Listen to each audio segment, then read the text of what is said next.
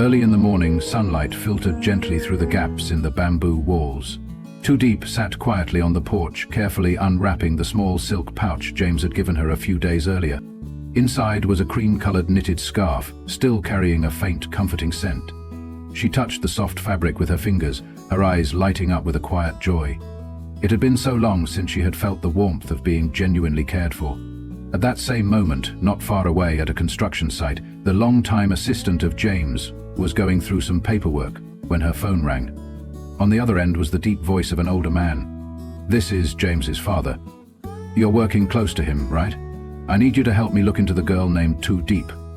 The one staying by his side. Lind froze. Her expression shifted, tension creeping onto her face. After the call ended, she sat in silence for a long moment. Then she gathered her things and left the site, heading alone toward Tu Diep's hut. At the small garden behind the house, Tu Diep was watering the vegetable beds. She looked up, surprised when she saw Lynn approaching, but still offered a polite nod. Lynn gave a small smile, trying to appear natural. "I just came to visit. I hope I'm not disturbing you." Tu Diep set down the watering can and invited her inside. They sat under the modest porch, the quiet surroundings bringing a strange sense of peace. After a few moments of polite conversation, Lind asked, "How long have you and James known each other?" Tu Diep lowered her gaze, a hint of sadness in her eyes. "Not long. But I know there's a big gap between us. My family's poor, I don't have anything." Lynn didn't respond right away. She looked at Tu Diep for a long time, her expression softening. Then she nodded gently. "He's a good man, but what matters most is whether you're truly sincere with him." Tu Diep pressed her lips together, then gave a small nod. "I am, but I don't dare dream too much." The tension between them slowly eased. Wanting to show her gratitude, Tu Diep invited Lynn to stay for lunch. She quickly started the fire, preparing a simple but warm meal. When the food was ready, the two of them sat opposite each other, sharing the meal like old friends. Lynn smiled and said quietly, "I feel a little more at ease now." And Tu Diep, she too could feel the change in Lynn's attitude. She understood then, if the heart is sincere, any distance can be bridged.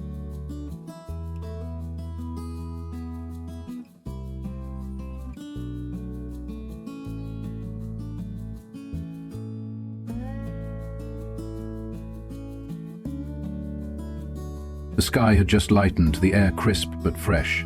Tu Diep wrapped a scarf around her head and stepped into James's garden, where rows of orange trees were heavy with fruit in the peak of harvest season.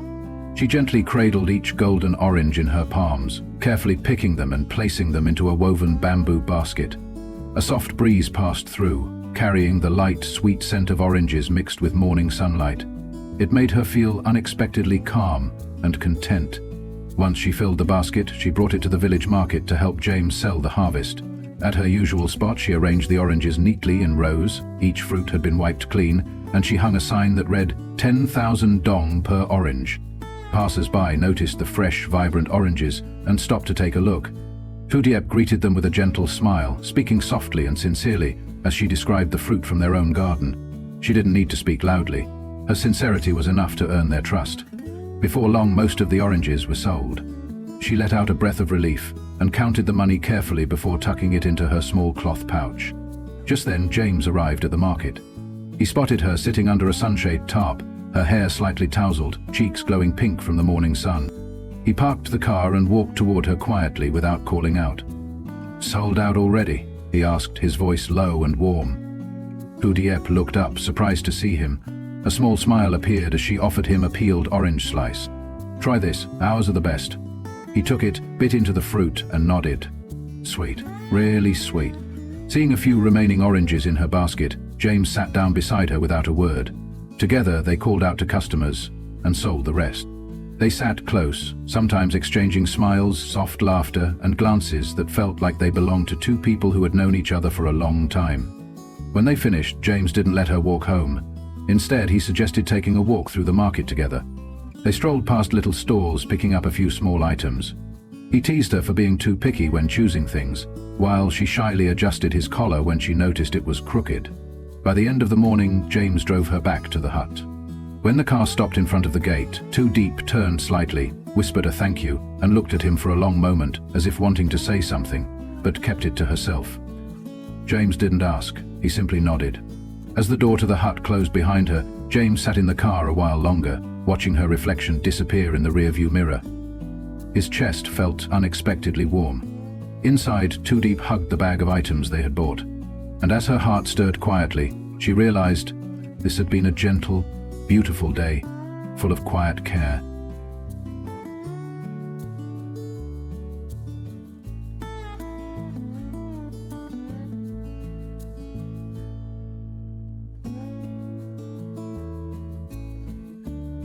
The next morning, when sunlight was still soft like silk draped across the hillside, Tu Diep woke up early, dressed neatly, and headed to the market.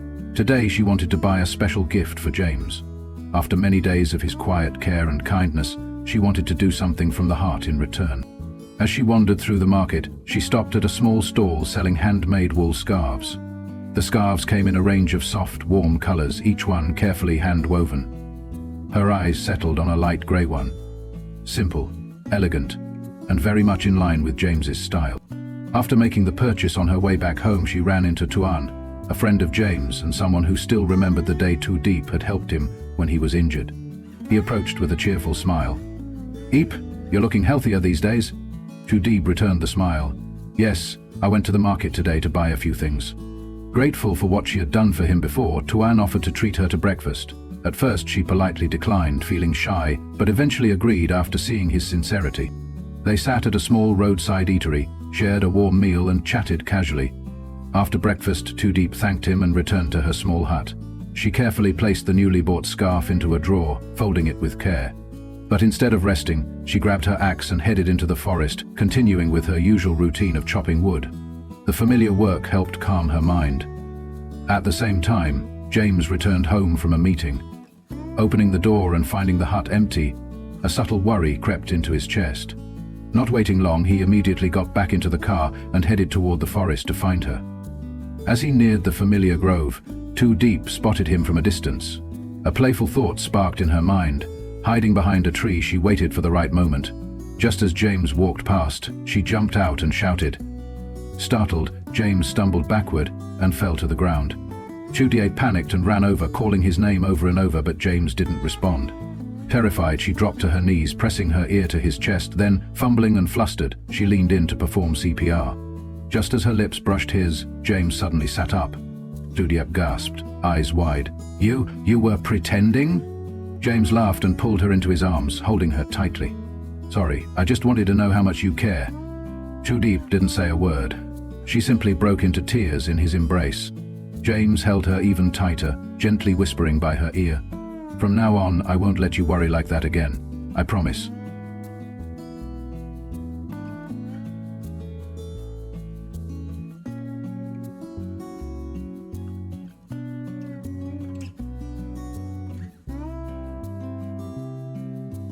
The afternoon sunlight filtered softly through the leaves in the garden, casting streaks of golden light between shadows.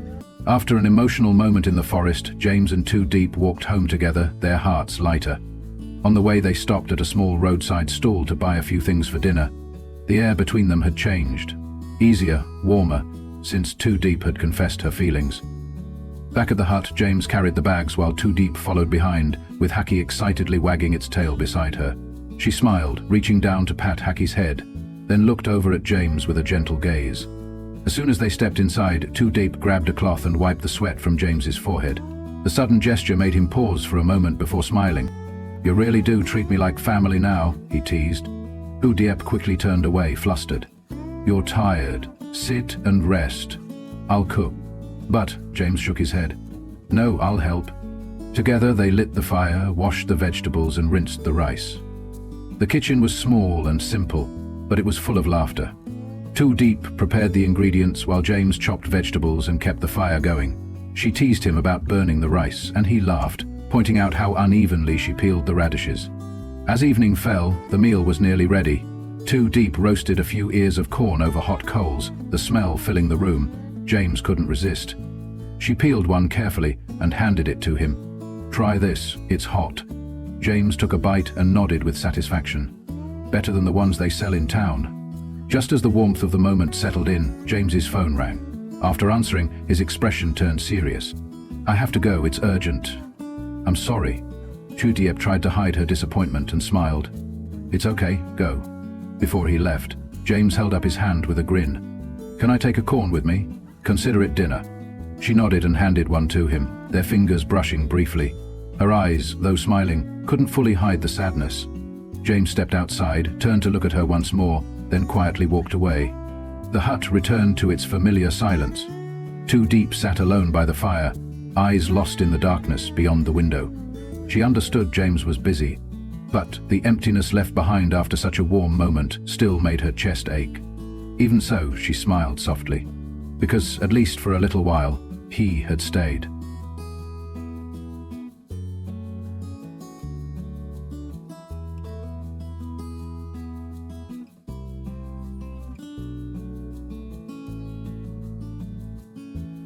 After returning home, James politely invited Tu Diep to sit on the sofa in the living room. He poured her a cup of hot tea and spoke gently. "Sit and rest for a bit. I'll go to the kitchen and prepare something to eat." Tu Diep nodded softly, her eyes quietly following his figure as he disappeared through the kitchen door. She sat still in the unfamiliar but cozy space. The warm yellow light that filled the room made everything feel closer, more comforting. After a few minutes, unable to stay still, she got up and tiptoed toward the kitchen, intending to help James. But as soon as she reached the doorway, he turned around and caught her. He shook his head lightly. "Go sit outside, it's hot in here." Slightly embarrassed, she nodded and returned to the living room. She leaned back into the sofa. The faint scent of tea, the quiet air, all of it lulled her into a calm. Exhausted from the long day, her eyelids slowly grew heavy. When James came back with a tray of food in his hands, he found her fast asleep, her head tilted to one side. He set the tray down gently, stepped closer, and softly called her name. "Wake up, time for dinner." Tu Diep startled awake, quickly sitting up, a bit flustered. She got up and helped set the table. During the meal, she served him rice, picked out small dishes, and smiled with quiet sincerity. The atmosphere between them felt warm, like two people who had known each other far longer than they actually had. Just as they were enjoying the meal, the front door opened. James's younger brother and close friend stepped inside, guests he had invited earlier. James stood to greet them and invited them to join the table. As they chatted, James's younger brother suddenly asked, "So, are you his girlfriend?" James smiled, nodding without hesitation. "Yes." Tu Diep froze, her heart skipped a beat. His brother grinned. "That's great. My brother's already so capable. Now he has someone who can help him financially too." "That's perfect." The innocent comment drained the smile from Tu Diep's face. She lowered her head, a quiet weight settling in her chest. All at once, the gap between her and James seemed to widen. Her thoughts turned again to who she was, where she came from, and how different her world was from his. After the meal, James offered to take her back to the hut. At the door, he gave her a soft smile. "Sleep well." Then he left. That night, Tu Diep sat alone at the edge of her bed, her eyes lost in the darkness. Her mind repeated those careless words again and again. She didn't blame anyone. She just wasn't sure if she truly deserved the man who kept reaching for her.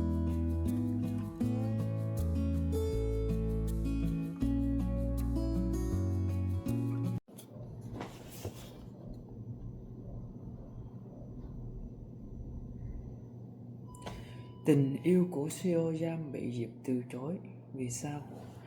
Trong ánh bình minh nhạt dần của một vùng nông thôn Việt Nam, nơi những cánh rừng xanh thẳm ôm lấy từng mái nhà đơn sơ, Ly Tu Diep bắt đầu ngày mới với những bước chân chậm rãi nhưng đầy kiên định. Cuộc sống cô, một người phụ nữ từng bị gò bó trong đau khổ, giờ đây đã có chút ánh sáng nhờ sự xuất hiện của CEO Giam, người đàn ông giàu có với trái tim ấm áp. Nhưng khi tình yêu thương đã tưởng chừng đã chạm đến trái tim cô, một bóng đen từ quá khứ lại hiện về, kéo theo những nghi ngờ và nỗi sợ hãi. Liệu trái tim Diệp có đủ dũng cảm để đón nhận hạnh phúc, hay cô mãi bị giam cầm trong chính những vết thương lòng không lành? Câu trả lời nằm trong những giờ khắc cảm xúc của tập 13 này. Chúc các bạn nghe truyện vui vẻ. Diệp đứng giữa cánh rừng thưa, nơi những chiếc lá rong xanh mướt rủ xuống như những tấm rèm tự nhiên. Ánh nắng đầu ngày xuyên qua tán cây, chiếu lên khuôn mặt cô những vệt sáng mờ nhạt, làm nổi bật đôi mắt trầm buồn. Hôm nay cô quyết định đi hái lá rong để bán, một công việc đơn